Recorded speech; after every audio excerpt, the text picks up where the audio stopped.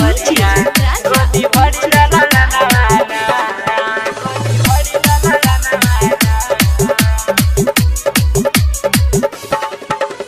जय मां Katyani recording studio Mansi एक कन्या। घरबा में सासु गोतनी घरबा में सासु गोतनी दै उल्हनवाना नहन दै उल्हनवाना हे भोले बाबा बन के एलिया कवरिया मोर पुराई द सपनावाना हे भोले बाबा बन के एलिया कवरिया मोर पुराई द सपनावाना। घरबा में सासु गोतनी घरबा में सासु गोतनी दै उल्हनवाना आ नहन दै उल्हनवाना आ भोले बाबा बन के एलिया कवरिया गोदी भर दलनवाना हे भोले बाबा बन के एलिया कवरिया गोदी भरी दलनवाना हे भोले बाबा सेवका पर अपन तनी फेर नया नवाना हे भोले बाबा बन के एलिया कवरिया गोदी भरी दलनवाना हे भोले बाबा बन के एलिया कवरिया गोदी भरी ला ला ला गोदी भरी ला ला ला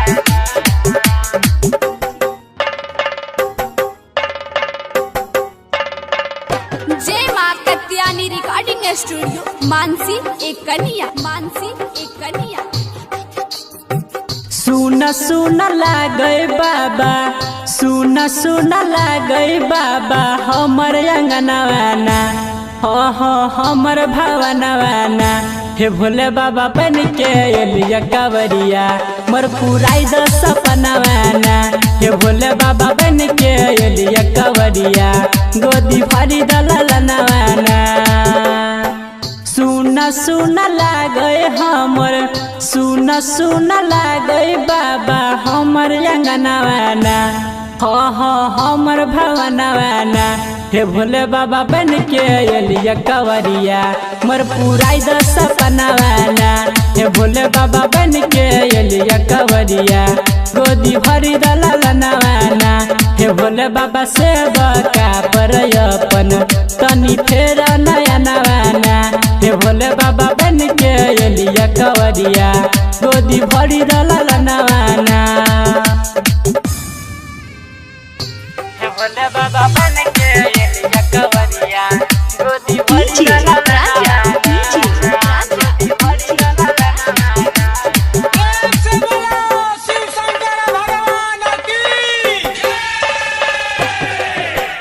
जय मां कत्यानी रिकॉर्डिंग स्टूडियो मानसी एक कन्या। मानसी एक कन्या। चाही नहीं हमारा बाबा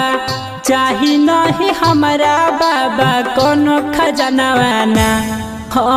कोनो खजनवाना हे भोले बाबा बन के एलिया कवरिया मोर पुराई द सपनावाना हे भोले बाबा बन के एलिया कवरिया